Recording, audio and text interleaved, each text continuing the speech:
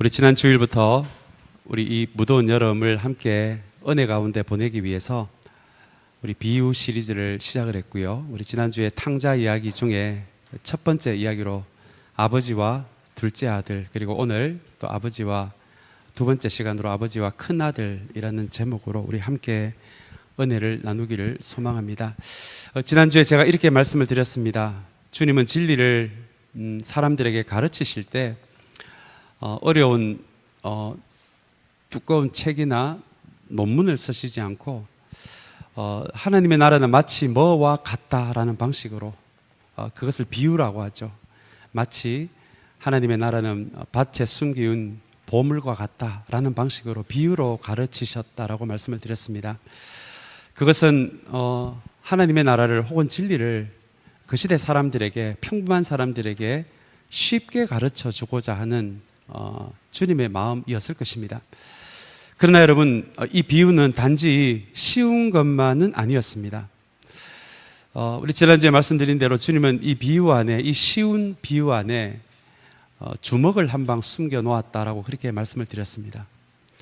이 숨겨진 주먹 한 방의 목적은 하나님이 기뻐하시지 않으시지만 우리에게 이미 익숙해진 것을 그 주먹 한 방으로 쳐서 하나님이 기뻐하시지 않는 그 익숙함이 무너지도록, 그리고 그 자리에 새로운 진짜 성경이 이야기하는 진리가 설 수 있도록 그렇게 하기 위해 그렇게 쉽게만 들리는 그 비유 안에 주님이 주먹 한 방을 숨겨 놓으셨다, 그렇게 제가 말씀을 드렸습니다.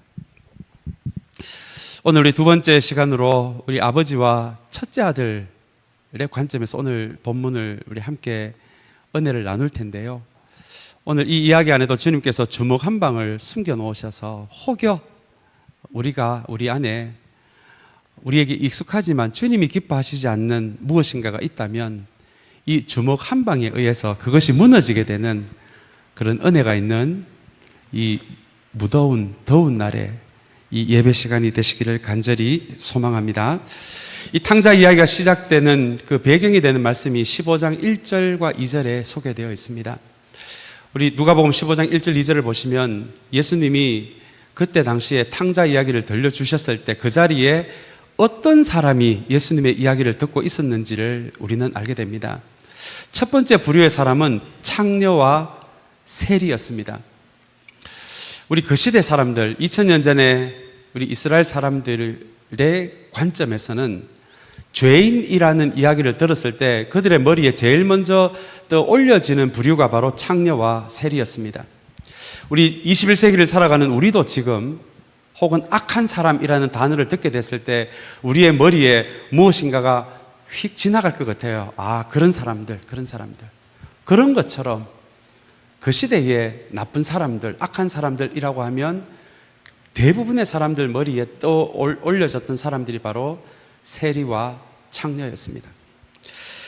그에 반해 또 예수님이 탕자 이야기를 들려주셨을 때 또 한쪽에서 주님의 이야기를 들었던 사람들은 바로 바리새인과 서기관들이었다라고 누가복음 우리 15장 1절 2절은 그렇게 이야기를 하고 있습니다. 여러분, 이 사람들은 어떤 사람이었을까요?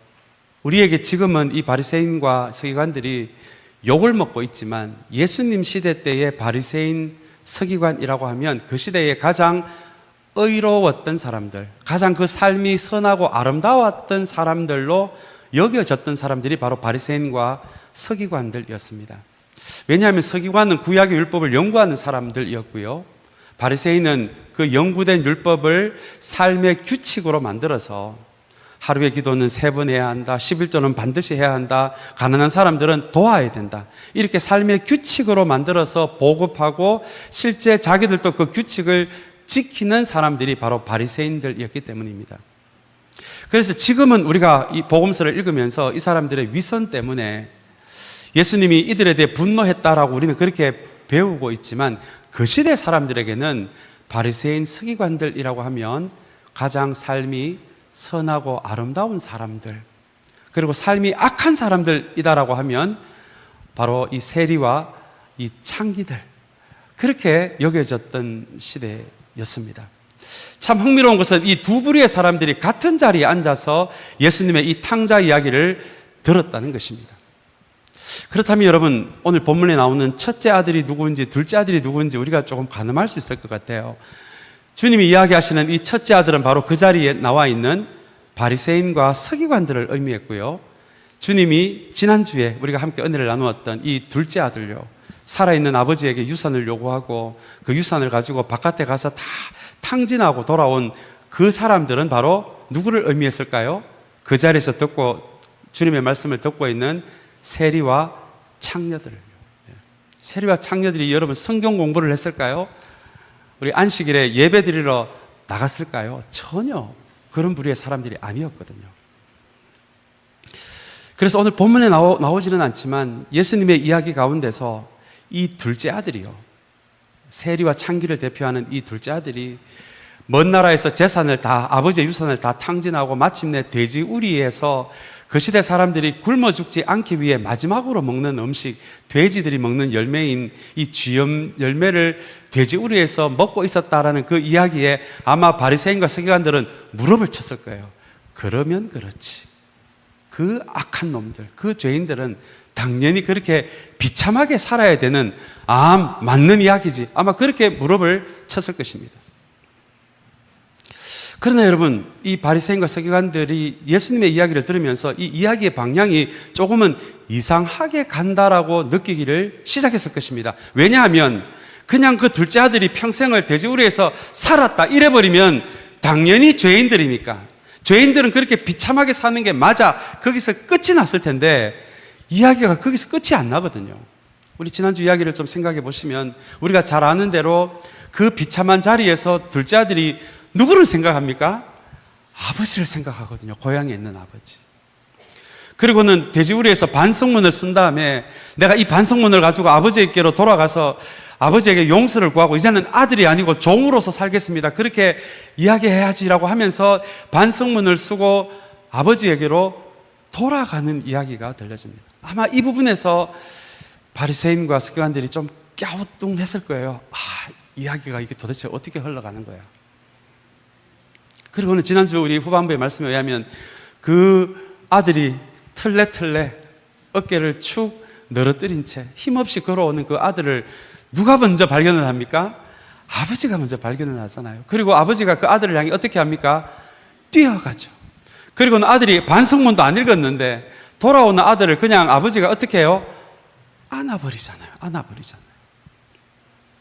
아마 그 부분에서 그 자리에 있었던 세리와 창기들은 우리를 향한 이렇게 성경 공부도 못하고 예배도 못 드리고 있는 우리들이지만 우리가 하나님께로 돌아가면 하나님이 이렇게 우리를 안아주시는구나, 그렇게 생각을 했겠지만 그 시대 가장 선한 사람이었다는 바리새인과 서기관들은 아마 이게 도대체 이야기가 어떻게 된 건지, 아마 그 이야기의 그 둘째 아들에 대한 결론에 대해서 굉장히 속이 상했을 것 같아요. 죄인들을 이렇게 하나님이 안아주셔도 되나? 이게 무슨 이야기가 잘못되고 있는 거 아닌가? 아마 그렇게 생각을 했을 것입니다. 여러분, 이것이 그 이야기를 통해서 바리새인들과 서기관들에게 주는 주님의 숨겨놓은 주먹, 첫 번째 주먹 한 방이었습니다.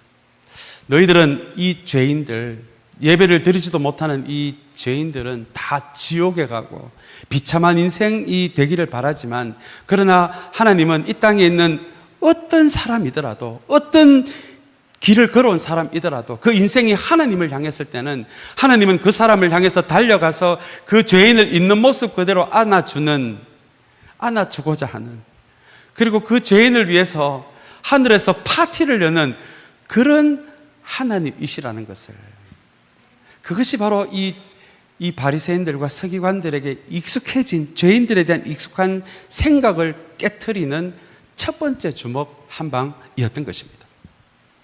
그렇다면 여러분, 바리새인과 서기관들은 어떤 문제가 있었을까요? 이 사람들은 누구보다도 성경을 잘 알고 있었어요. 성경을 연구하는 사람들이었고, 성경을 통해서 실천거리를 만들어서 실제 그렇게 살려고 애를 썼던 사람들이 바로 그 사람들이었습니다.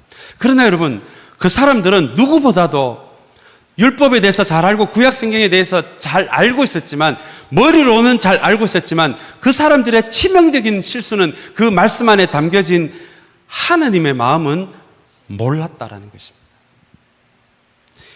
여러분, 이게 얼마나 중요한 이야기인지 모릅니다. 성경에 대해서는 잘 알고 있었지만 실제 그 성경 안에 들어가 있는 한 사람 한 사람을 향한, 한 영혼 한 영혼을 향한 하나님의 마음은 도무지 이해할 수 없었던 사람들, 그 사람들이 바로 예수님이 탕자 이야기를 들려주시는 그 한쪽에서 자리를 잡고 이야기를 듣고 있었던 바리새인들과 서기관들의 모습이었습니다. 여러분, 이 말씀을 제가 묵상하면서 다시 한번 우리 교회를 향한 기도로 제가 이 말씀 묵상이 이어지더라고요. 사랑하는 여러분, 하나님께서 선물로 주신 우리 참사랑교회는 하나님의 말씀에 대해서 머리로만 지식을 쌓아가는 교회가 아니라, 사랑하는 여러분, 이 주일에 들려지는 말씀을 통해, 수요일에 새벽 기도를 통해 들려지는 이 말씀을 통해 우리는 이 말씀 안에 있는 하나님의 마음을 붙들 수 있는 우리 공동체가 되시기를 간절히 소망합니다. 우리가 그러지 못하고 이 말씀 안에 숨어 있는 한 영혼 한 영혼, 한 사람 한 사람에 대한 하나님이 얼마나 어떤 삶을 살았던 인생이다라고 할지라도 하나님께로 그 길을 향하여 첫걸음을 딛는 그 사람들을 얼마나 소중히 여기는지에 대해서 우리가 붙잡지를 못한다면, 그래서 둘째 아들을 안아주는 아버지 이야기에 속상해하는 바리새인과 서기관 같이 살아간다면, 그것이 바로 또 다른 집을 나간 그 아들만이 탕자가 아니라, 그렇게 하나님 옆에서 성경을 잘 알고 있는 사람들이 그렇게 살아간다면 그 사람도 하나님의 눈에는 탕자가 될 수밖에 없다는 것. 여러분, 이것이 이 본문 안에 들어가 있는 또 다른 주님의 주먹 한 방입니다. 다시 한번 오늘 이 두 번째 아버지와 큰아들 이야기를 통해서 사랑하는 여러분, 다시 한번 매주 듣는 이 하나님의 말씀이 머리에만 머무르는 지식이 아니라 우리의 가슴에서 한 사람 한 사람을 향하신 하나님의 마음을 붙들 수 있는, 우리 머리에 남는 지식이 아니라 심장에 남을 수 있는 하나님의 진리가 되시기를 다시 한번 간절히 소망합니다. 이제 오늘은 큰아들 이야기입니다. 이 큰아들에 대한 배경의 말씀은 우리 오늘 읽은 본문 앞부분에 나온 이야기죠. 밭에서, 아버지 소유의 밭에서 열심히 일을 하다가 집으로 돌아오는데요, 평소와는 다르게 음악 소리가 들립니다. 먼 발치에서 흥겹게 사람들이 떠드는 소리가 들리고 춤추는 소리가 들립니다. 집 가까이 와서 그 앞에서 분주하게 움직이는 종 하나를 불러서 물어보니 집 나간 자신의 동생이 돌아왔고, 그 아들을 꾸짖고 내쫓는 것이 아니라, 내쫓아버리는 것이 아니라 그 아들을 안아주고 용납해주고 잔치를 아버지가 벌렸다라는 소식에 굉장히 화를 내는 이 큰아들의 모습으로 오늘 본문이 시작이 됩니다. 우리 15장 28절 한번 볼까요? 우리 15장 28절 말씀 제가 한번 읽겠습니다. 큰아들은 화가 나서 집으로 들어가려고 하지 않았다. 아버지가 나와서 그를 달랬다라는 말씀입니다. 여러분, 그 시대요, 2000년 전입니다. 우리 몇백 년 전 조선시대도 아니고 2000년 전 시대에 아버지가 연 파티에 아들이 그 파티에 들어가는 것을 거부한다라는 것은, 여러분, 이것은 아버지에게 엄청난 모욕이 되는 시기였고요. 그리고 그 자리에 손님으로 온 사람들이 봐도, 아니, 아버지가 잔치를 열었는데 아들이 그 잔치를 거부하고 그 집 바깥에서 화가 난 채로 있다라고 하는 것은 어떻게 봐도 수군거림의 대상이었고, 아버지의 입장에서 봤을 때는 아버지의 체면이 깎이는 일이었거든요. 그런데 여러분, 그런 상황에도 불구하고 28절을 다시 보시면 그 아버지가 나중에 잔치 끝나고 내 한 보자가 아니라, 잔치 중에 아버지가 어떻게 합니까? 그 잔치 자리를 나와서, 그리고 그 큰아들에게 가서 그를 달랬다라고 이야기를 합니다. 이렇게 잔치 자리를 떠나서 화난 아들을 달래고 있는 아버지의 모습을 동네 사람들이 본다면, 잔치 자리에 초대된 동네 사람들이 본다면 얼마나 이게 아버지의 위신이 깎이는 일이겠습니까? 그런데 여러분, 오늘 이 본문 28절을 보시면 아버지에게는요, 동네 사람들이 수군거리고 위신이 깎이고 체면이 깎이고 이게 문제가 되지 않았어요. 마치 작은 아들이 돌아왔을 때 아버지가 그 아들을 보고 그 아들을 향해 먼저 뛰어갔을 때처럼요.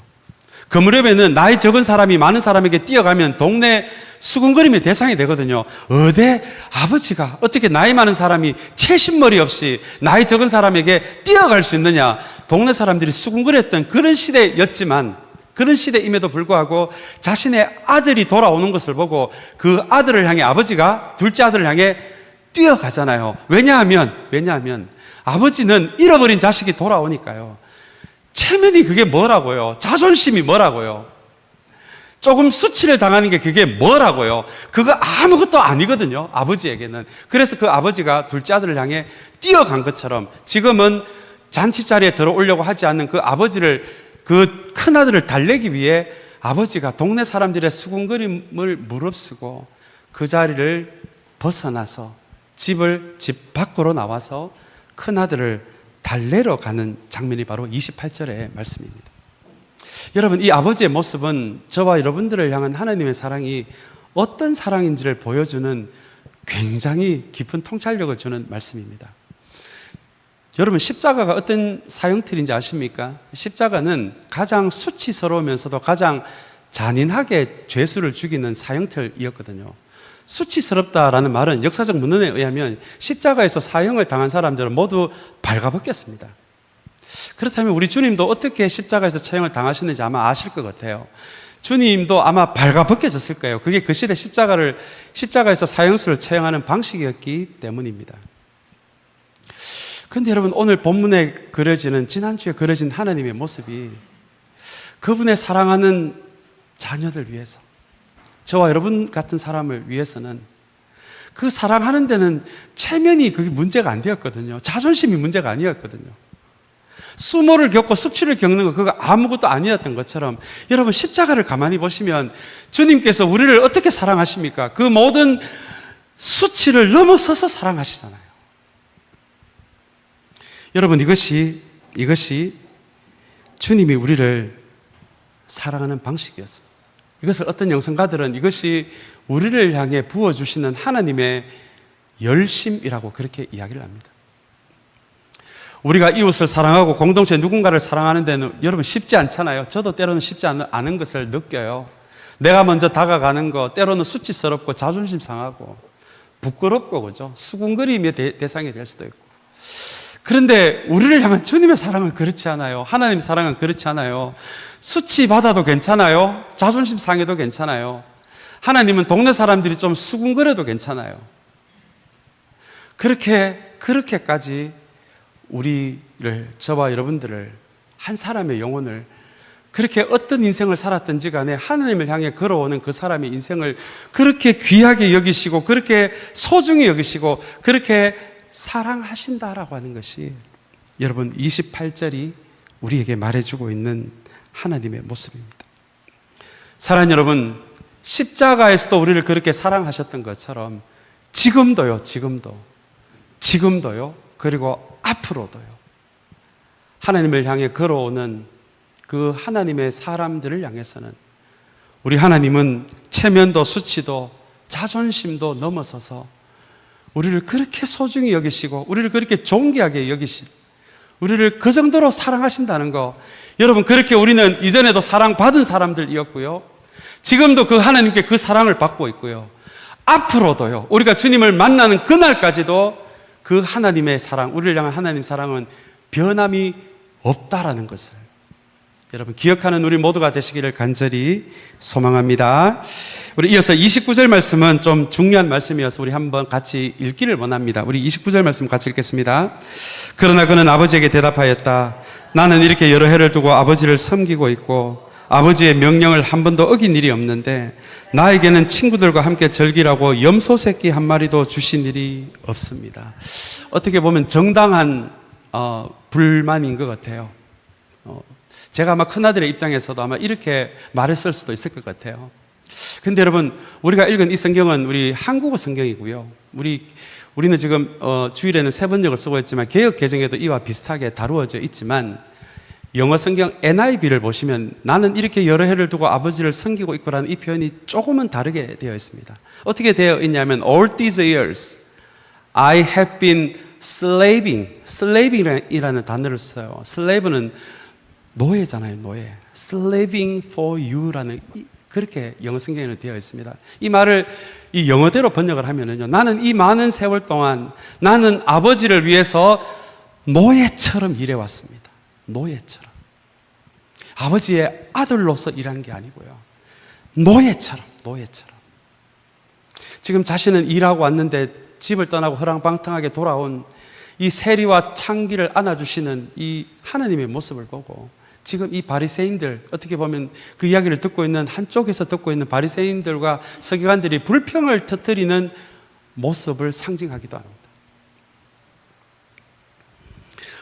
이렇게 큰아들은 아버지의 아들로서 일을 한 것이 아니라 노예처럼 내가 아버지를 위해서 일했습니다. 그리고는 나에게는 염소 새끼 한 마리도 안 잡아주었습니다. 자신의 봉사와 섬김을 이렇게 계산하는 큰아들의 모습으로 멀리서 보면 아버지에게 되게 반항 한마디 없이 아버지가 시키는 대로 아버지의 소유의 논밭에서 열심히 일하고 있는 착한 아들, 선한 아들, 아름다운 아들로서 보이지만 그러나 자세히 옆에 가서 보니까 그 속마음을 보니까 그래, 나는 지금 노예처럼 일하고 있지만 언젠간 아버지가 죽으면 이 재산 모두 다 내 것이 된다는 그런 마음. 그리고는 자신의 그 봉사를 염소 새끼 한 마리에 비유하면서 그렇게 자신의 아버지를 향한 수고와 봉사를 계산하는 아버지의 모습으로 그려지고 있는 것이 여러분 29절의 말씀입니다. 아마 이 말씀도 우리 공동체가 아마 우리 마음으로 들어야 하는 말씀이 아닌가 생각해 봅니다. 이 교회 공동체 안에는 예배도 있고 구제도 있고 선교도 있지만 이 예배 안에 많은 섬김과 봉사도 있습니다. 개인적으로 우리 교회에서 섬기시는 모든 분들 얼마나 한 분 한 분 귀한 줄 모릅니다. 제가 목회자로서 얼마나 감사하고 있는지 모릅니다. 그런데 여러분, 우리가 주의해야 할 것 하나는요, 기억해야 할 것 하나는요, 우리의 이 교회 안에서의 모든 섬김과 봉사가, 그죠? 나 주님께 기쁨 되기 원하네 라는 찬양처럼 나의 섬김과 이 봉사가 하나님께 기쁨이 되는 그 수준이 있고요. 그러나 자칫 잘못하면은, 특별히 이렇게 무더운 날, 교회에서 봉사하고 섬기다가 어느 순간에 그 수준을 넘어서서 나만 이 교회에서 노예처럼 일하고 있다라는 마음이 드는 순간, 아버지와 자녀로서의 관계가 아니라 하나님은 우리를 자녀로 불러주셨지 노예로 부르신 게 아니거든요. 그러나 어느 순간에 마치 나 혼자만 노예처럼 일하고 있다라는 생각이 혹시나 든다면 여러분, 그 일을 잠시 멈추는 게 맞습니다. 그 마음이 회복이 될 때까지요.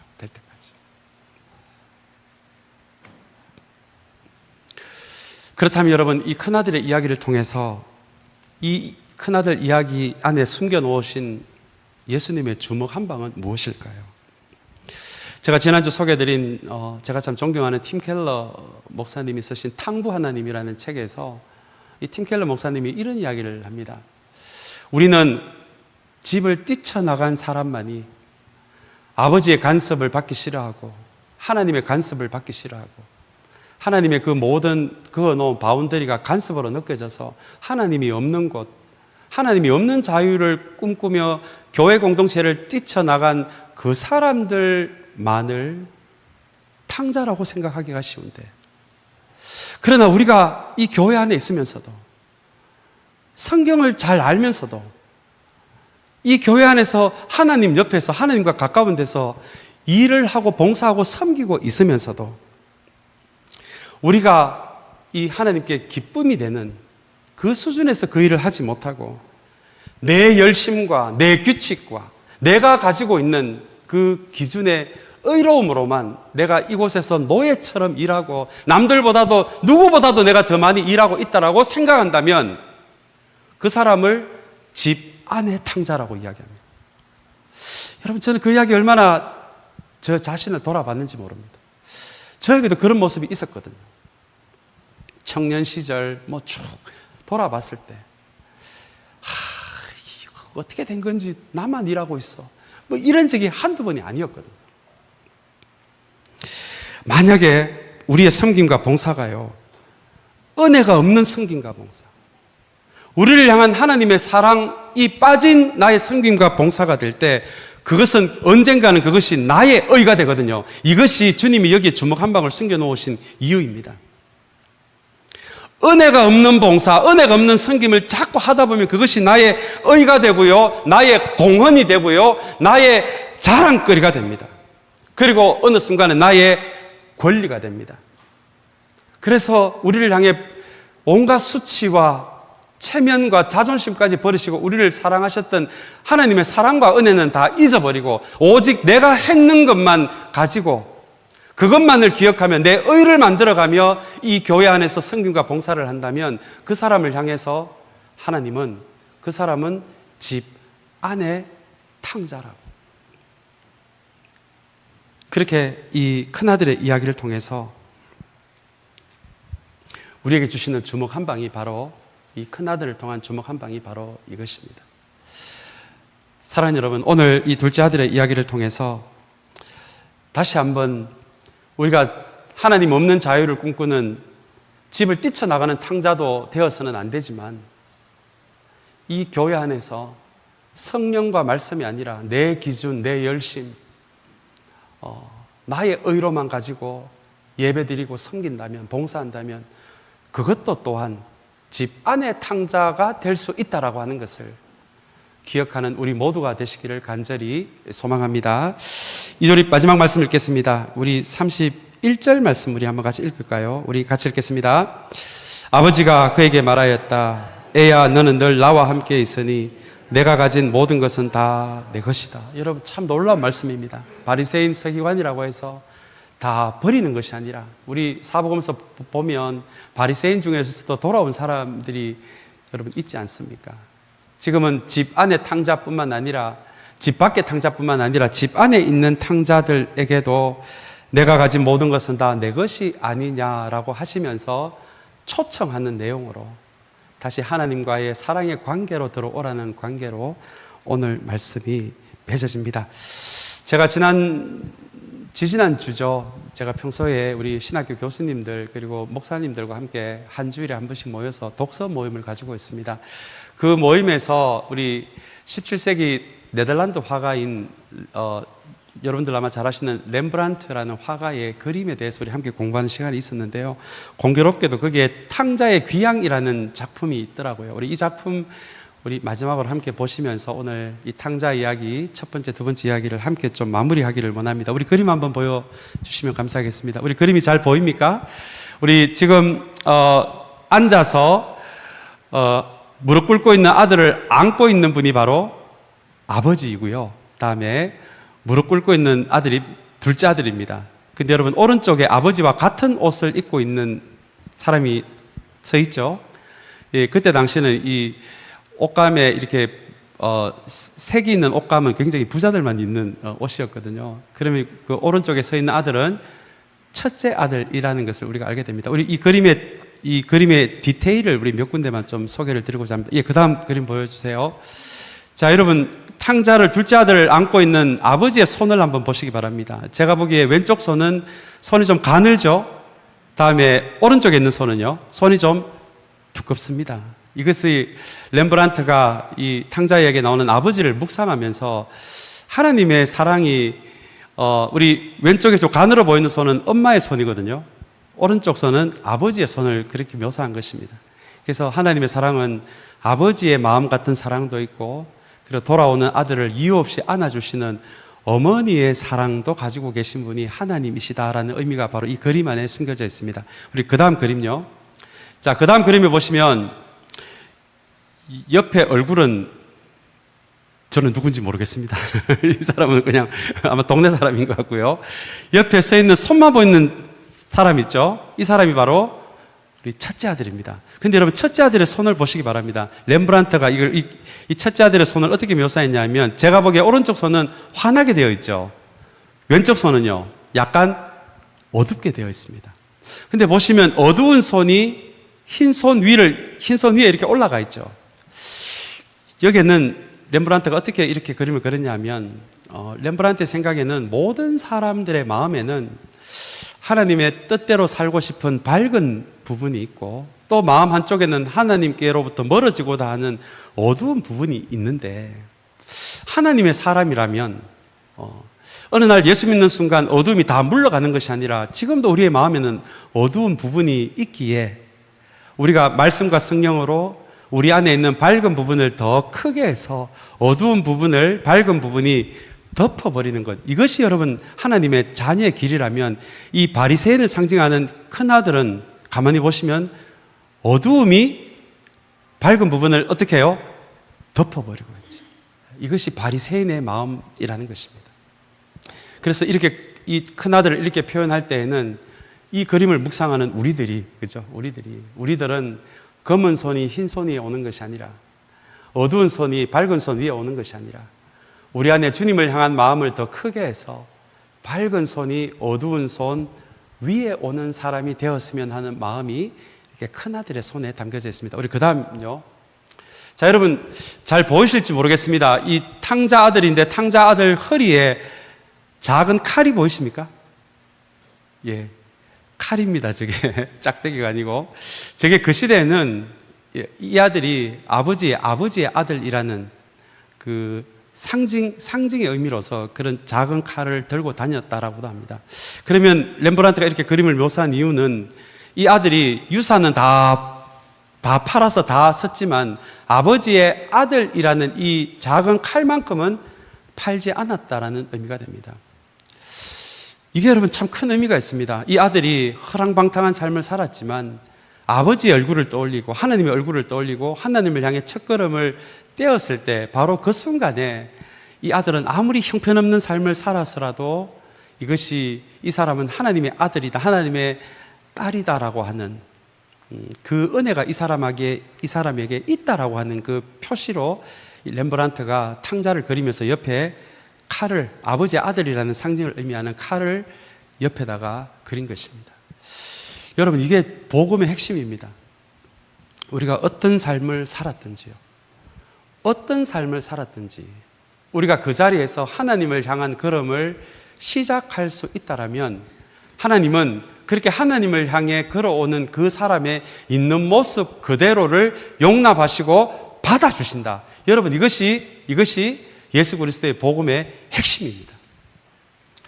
100불짜리 지폐가 먼지가 묻고 발에 밟혀서 구겨져도 100불짜리 지폐가 있는 것처럼, 아무리 우리의 인생이 때로는 먼지가 묻고 구겨져도 그것이 하나님의 자녀라는 그 정체성은, 그 구겨짐이 무너뜨릴 수 없다라고 하는 이 복음의 의미가 큰아들 옆이 아니라 작은 아들 옆에 저렇게 칼이 그려진 이유입니다. 사랑하는 여러분, 우리 모두도 우리가 무엇을 해서 하나님께 인정을 받아서 하나님의 자녀가 된 것이 아니라 우리의 있는 모습 그대로를 주님이 받아주셨다라는 것을 여러분 기억하는 우리 모두가 되시기를 간절히 소망합니다. 우리 그 다음 그림, 자, 이게 누구 얼굴입니까? 큰아들 얼굴입니다. 동생이 왔는데 기뻐요, 안 기뻐요? 누구보다도 성경을 잘 알고 있고 누구보다도 하나님 옆에 있었다라고 하는 사람들이 죄인이 교회로 돌아오는 것에 대해서 안 기뻐해요. 여러분, 여기에도 의미가 있습니다. 이 시대에 우리가 잘못하면 이 교회라는 곳이 어떤 인생을 살았어도 하나님 앞으로 오는 사람들을 환영하는 곳이 되어야 하는데, 우리가 신앙의 연수만 많아지고 바리새인 같은 마음이 우리에게 쌓여져 간다면, 우리 교회 안에서 우리 기준에 맞지 않는 사람들에게 저 바리새인처럼 도끼 눈을 뜨고 그 사람을 보는 인생이 되어서는 안 된다라고 하는 것이 우리 큰아들 얼굴에 담겨져 있고, 이제 마지막으로 우리 아버지의 얼굴 마지막으로 보겠습니다. 여러분, 이 얼굴이 아버지의 얼굴입니다. 렘브란트는 이 얼굴을 통해서 하나님의 마음을 좀 표현하고 싶었어요.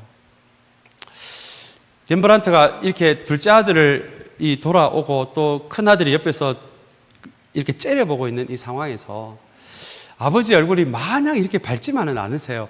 렘브란트는 왜 이렇게 하나님의 얼굴을 이렇게 상상을 해서 그렸을까요? 렘브란트의 생각은 이랬습니다. 우리는 하나님의 사랑을 당연시 생각한다는 거예요. 하나님이 체면을 버리시고 수치를 느끼면서까지 우리를 사랑하는 것 당연한 것인데, 우리가 하나님을 사랑해야 한다는 것은 당연하게 생각을 안 한다는 거예요. 우리를 향한 하나님의 사랑은 당연한 것인데 우리는 그 마음으로 하나님을 사랑하지를 않는다는 거예요. 그래서 오늘 이 렘브란트가 마지막으로 그려진 하나님의 얼굴요, 아버지의 얼굴을 가만히 보시면 첫째 아들에게도 둘째 아들에게도 사랑받지 못한 아버지의 얼굴이라는 의미가 이 아버지의 얼굴 안에 있더라고요. 그런 마음으로 아버지의 얼굴을 그렸다고 합니다. 제가 이 마지막 이 아버지 얼굴을 묵상하면서 저도 얼마나 많이 반성했는지 모릅니다. 왜냐하면 저도 나를 향한 하나님의 사랑은 당연한 것이었지만 내가 하나님은 때에 따라 사랑해도 되고 안 해도 되고 나는 그래도 되는 사람인 줄 알았거든요. 여러분, 그렇지 않습니다. 하나님은 그분이 우리를 사랑하신 것처럼 우리도 하나님이 우리에게 주실 수 있는 것을 사랑하는 것이 아니라 하나님 그분 자체를 사랑하기를 원하십니다. 여러분, 이것이 탕자 이야기에서 첫째 아들, 둘째 아들 이야기에서 우리가 결코 놓쳐서는 안 되는 하나님의 주먹 한 방과 같은 이야기라는 것을 기억하시면서 결코 집을 떠나는 탕자도 되어서는 안 되지만 집 안에 탕자가 되는, 집안의 탕자가 되는, 하나님의 은혜와 사랑을 붙드는 것이 아니라 내 열심과 나의 의만을 붙드는 집안의 탕자로 살아가지 않는 우리 모두가 되시기를 간절히 소망합니다.